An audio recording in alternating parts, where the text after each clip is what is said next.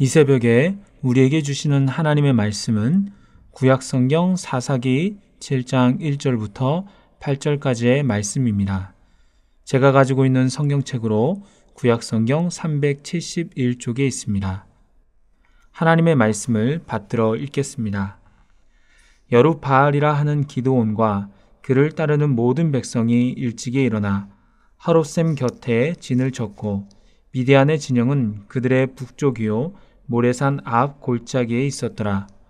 여호와께서 기드온에게 이르시되 너를 따르는 백성이 너무 많은즉 내가 그들의 손에 미디안 사람을 넘겨주지 아니하리니 이는 이스라엘이 나를 거슬러 스스로 자랑하기를 내 손이 나를 구원하였다 할까 함이니라.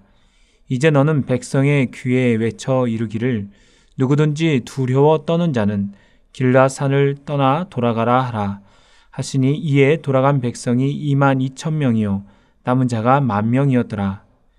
여호와께서 또 기드온에게 이르시되 백성이 아직도 많으니 그들을 인도하여 물가로 내려가라. 거기서 내가 너를 위하여 그들을 시험하리라.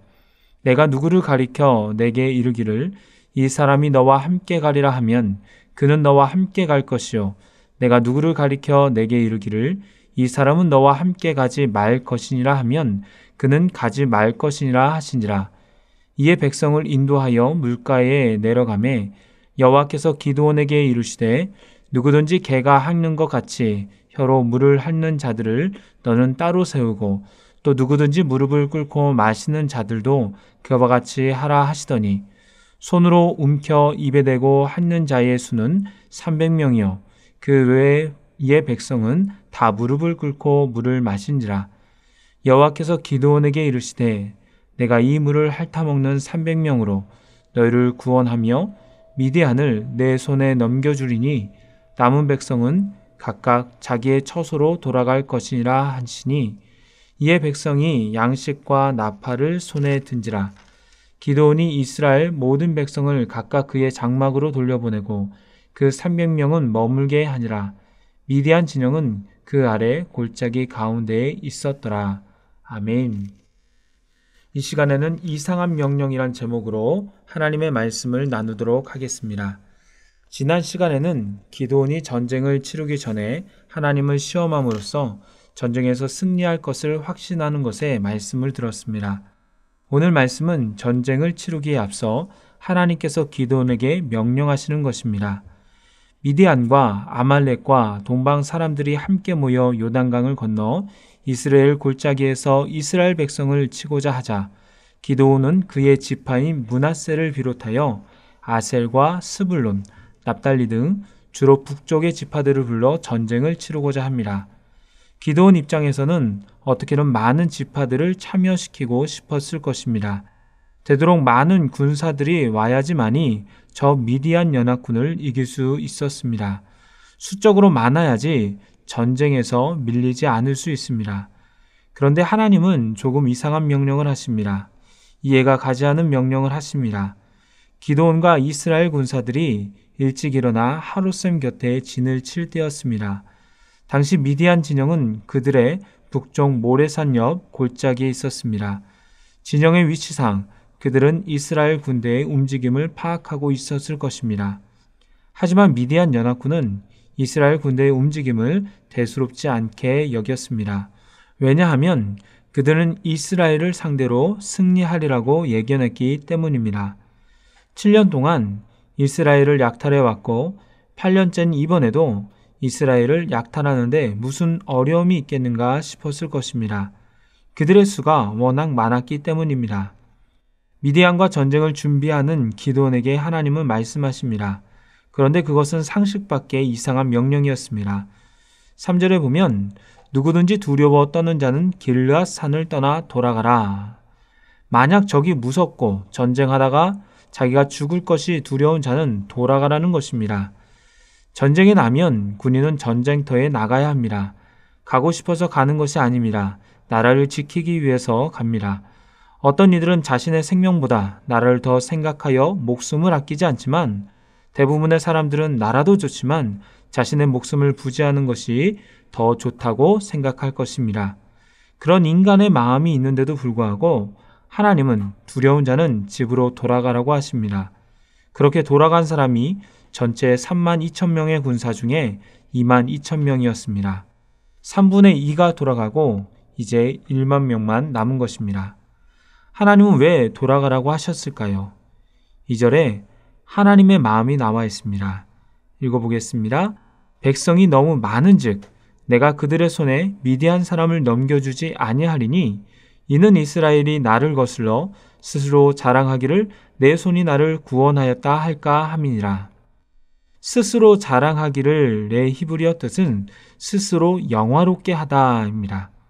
혹여나 이스라엘 사람들이 생각하기를 본인들이 사람이 많아서 지혜가 있어서 더 용맹하고 잘 싸워서 이겼다고 스스로 생각하고 전쟁의 주체이신 하나님을 넘어 스스로 영화롭게 할 수 있다는 것입니다. 하나님이 함께 하심으로 싸워서 이겼다고 하나님을 높이는 간증이 아니라 본인들의 용맹함을 내세우고 뽐내면서 스스로의 영광에 취해 자랑하는 간증이 될 수 있다는 것입니다. 또한 신명기 20장에는 전쟁에 관한 율법이 나와 있는데 그 중에서 네 번째에 군사로 들어오지 말아야 할 자가 두려워하는 자입니다. 두려워서 마음이 허약한 자가 있느냐?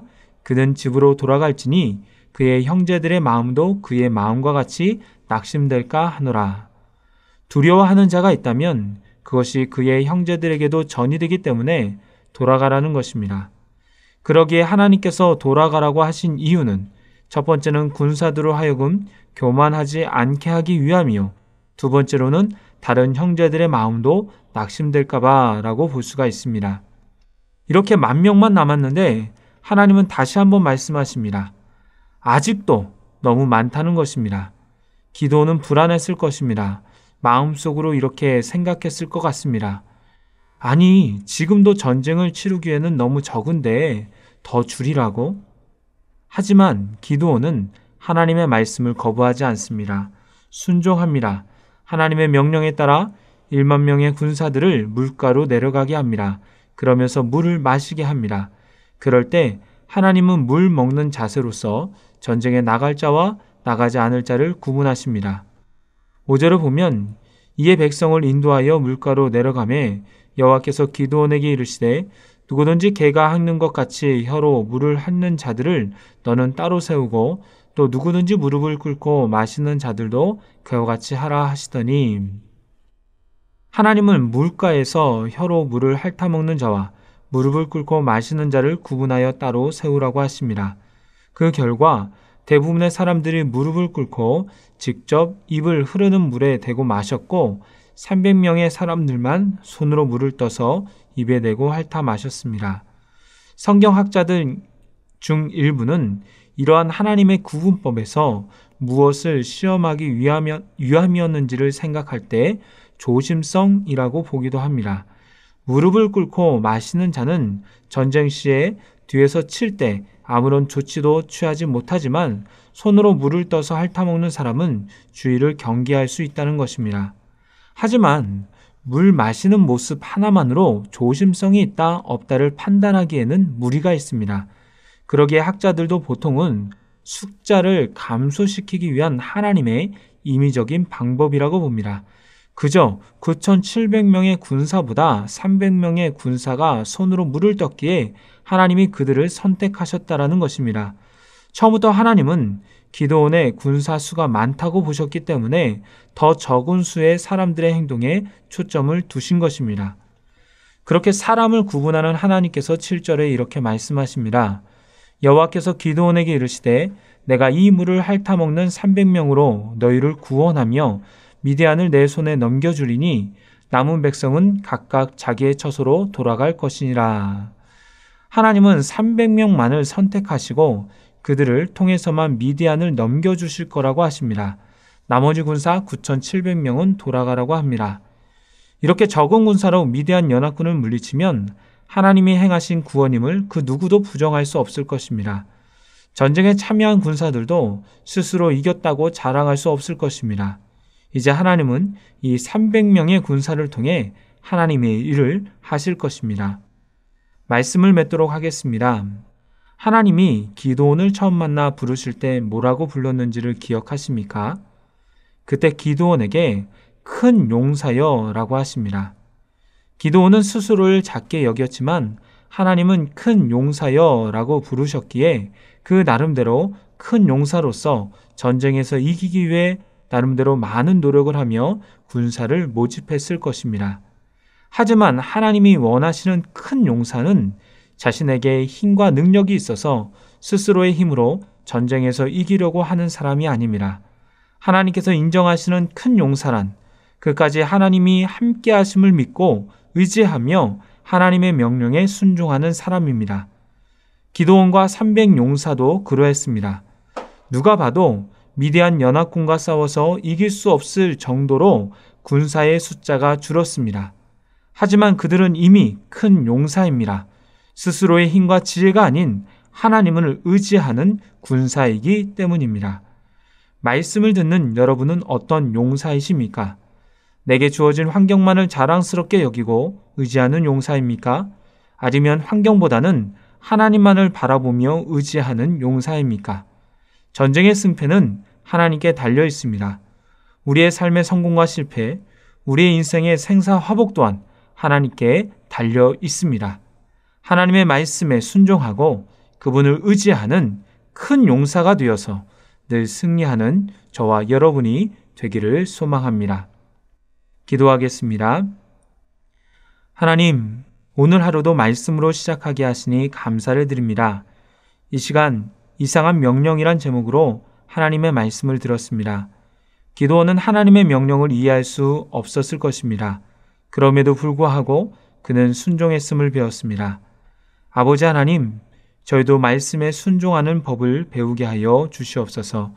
세상의 것을 의지하는 것이 아니라 하나님의 말씀을 의지하며 하나님을 바라보는 큰 용사가 되게 하여 주시옵소서. 하나님께만 소망이 있음을 아는 큰 용사가 되게 하여 주시고 그렇게 살게 하여 주시옵소서.